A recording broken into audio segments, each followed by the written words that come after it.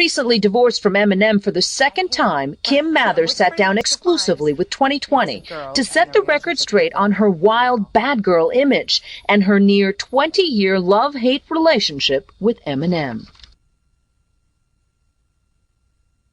I mean, I guess we could talk to each other about anything. I guess that was a big thing in a relationship, but I don't know if he was a good husband or not, really.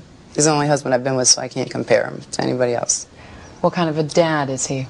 He's an excellent father. He loves the kids very much. Whenever there's anything, a field trip or anything that has to do with school or any of the activities that she's involved in, you know, he's always right there with her. If there's anything that, you know, if she's upset about something or needs to talk or just needs to be comforted, he's always lending a helping hand. You know, he always wants to be there for her. He's always asking her, you know, trying to stay involved in her life, you know, how she's feeling, how was her day, what's, you know, going on. He's just always there for her. It just seems like ever since he's got, you know, famous, blew up, our relationship went downhill from there, you know. He became arrogant and cocky, and everything that he did for me or the kids, he has to be praised for, you know. And, you know, he's so used to getting so much attention and people praising him for his work that he expects that when he comes home, and it's not the same. I don't look at him like that, you know. I'm not putting you up on a pedestal. You're not that person to me, you know. And that's what he wants all the time, and it didn't work out. Money's great, yeah, you know, if kids want anything, they can have whatever they want, and when your husband is famous and always gone and not there, you're basically there alone anyways. So, I mean, money doesn't put somebody in bed next to me to hold on to at night, you know. Do you think the affairs that you had to do more with the loneliness or in some ways of getting back at him for not being there? I just really wanted attention and love from somebody, you know. I was lonely and I didn't have very good self-esteem, you know. But a lot of people have affairs to get back at their lovers. Well, I'm sure that had something to do with it too. For it's you. Probably everything. We both had our moments of infidelity. I can't even count on one hand, you know, both hands how many times he's done it. But I'm not out there, you know, publicly humiliating him and putting all of his faults out there for the whole world to, you know, criticize him over.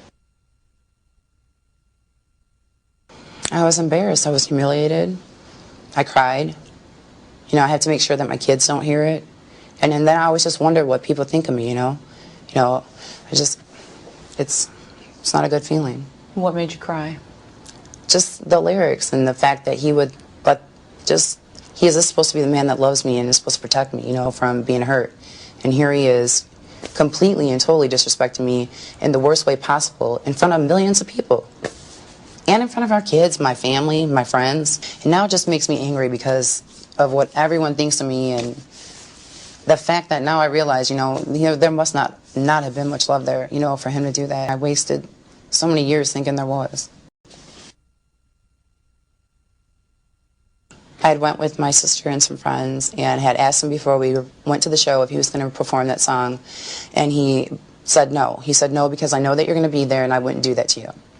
And I was there in the middle section on the main floor, and sure enough, he decided to do that song and not only perform the song but use blow-up dolls to reenact like me being choked and just disrespectful things to the blow-up doll, and then threw the doll into the crowd. Like, for him to do that in front of thousands upon thousands of people, knowing that I'm out there and just watching everybody else sing the words and laughing and jumping around in like approval of I couldn't take it. I don't know. That's complete spite. I mean, especially knowing that you're going to be sitting, you know, in the front row right there. And I immediately left after that. You know, I got into a car accident on the way home. I was so upset.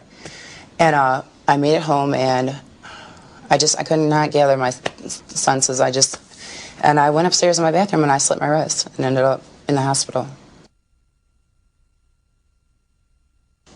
Especially their father, you know, somebody who is supposed to teach them respect and I don't know. I don't appreciate what he's written in the songs about me. I don't appreciate them being played around our children, and I'm sure it doesn't set a good example for him, especially, you know, letting them believe that it's okay for a man to disrespect you like that in any way is not acceptable to me.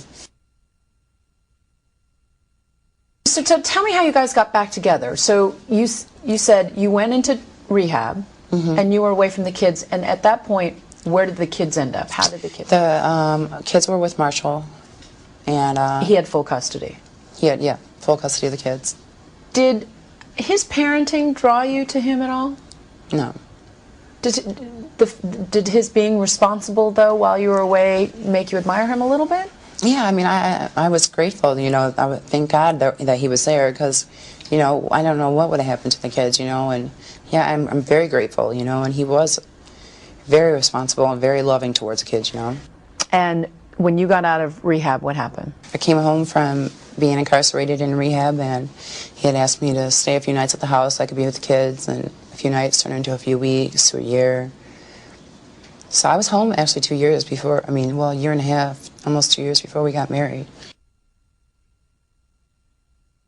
I was excited, I was happy, but at the same time I thought he was rushing things a little, you know. Why? Because usually, I don't know, in our relationship, if there's a pattern, like we'll have 2 good years and then it will go bad for some reason. It's like a 2-year max with us. And we hadn't reached the 2 years yet. And I just didn't want to rush into anything before the 2 years.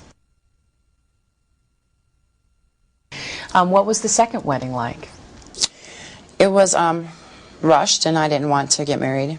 He had said pick a date, and I said, well, let's wait a while. And he basically said, you know, you either know now and we can set the date, or you know, you can just take your stuff and go. Because if you don't know right now that you still want to be with me, then you're never going to know. So you got married for the second time. Yeah.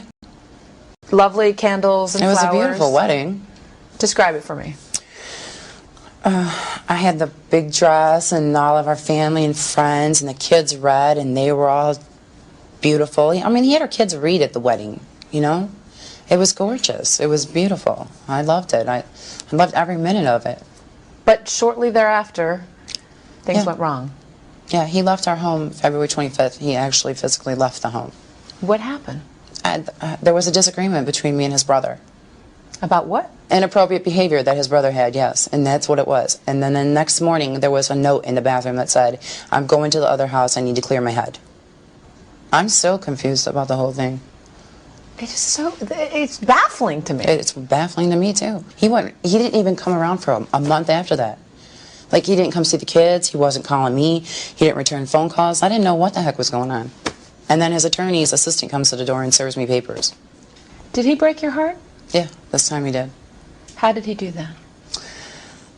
Because I feel like he just used me this time. He used me, and he didn't just hurt me this time. He had our kids read at our wedding. And then, 40 days after our marriage, he walked out because of an argument with his brother. We've made it through me being incarcerated, rehabs, different boyfriends and girlfriends, and an argument with his brother was enough to leave. There has to be something else going on. I just don't know what it is. I've never went public with anything personal of his. I was always I didn't want to, because I always thought in the back of my head, I know we're going to get back together, and if I do or say anything, you know, for the world to hear or to know, I was afraid that, you know, he wouldn't be able to forgive me for that, and that we wouldn't be back together. And I always held on to that and never wanted to ruin that. And now? Now I know that it was not meant to be, and I don't have feelings for him like that anymore. In a statement to 2020 released through a spokesperson, Eminem says, "For the sake of our children that we raised together, I have made a decision to not participate in matters such as this."